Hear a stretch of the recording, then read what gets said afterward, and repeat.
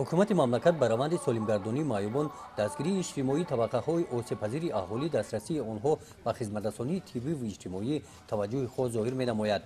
яке аз ин тадбирҳо расонидани кӯмакҳои хайриявӣ ба ин гурӯҳи ниёзманди ҷомеа мебошад.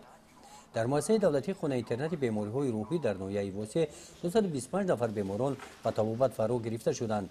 сарпарасти хонаи интернат кумитаи андози назди ҳукумати ҷумҳурии тоҷикистон дар арафаи иду ҷашнвораҳо барои бошандагони хонаи интернат маводҳои ғизоӣ ва тӯҳфаҳои идона оварда расонида хотири онҳоро шод мегардонад.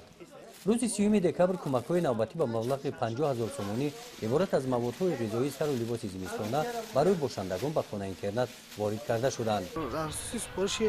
اساسدار صلح و وحدت ملی سرپرست مؤسسه دولتی خانه اینترنت بیماران روحی ناحیه واسه کمیته انداز نزد حکومت جمهوری تاجیکستان میباشد که نیز در هر یک جشن و مراسم ها کمک بی‌غرضانه خود را میرساند که نیز در این تصمیم گرفتند که در این سال نو میلادی زیاده به مبلغ 50,000 سومان که از جمله سر و لباس خلچکچه سال نو پاییزول زمستانه با باشندگان این مؤسسه کمک رسانیده شد.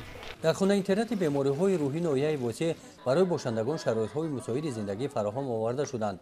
باشندگان 3 وقت با خوراک گرم تامین کرده شده تحت نظارت طبیبان قرار دارند. در این روز از جانب سرپرست مؤسسه برای باشندگان دسترخوان ایدانه گشوده شد. با دستگیری رهبریت کمیته انداز در دایره اجرای دستور سپارش‌های پیشوای معظم ملت در حدود خانه اینترنت یک قطار کارهای آبادانی نیز انجام داده شده ایستاده است. از جمله به نزدیکی بالاپوشی بناهای یاررسانی داخل خانه اینترنت پورا از نو ترمیم کرده شده به استفاده داده شد. اینچنین داخل بناها رنگوبار کرده شدند. حالا ساختمان حمام برای باشندگان این خانه اینترنت ادامه دارد.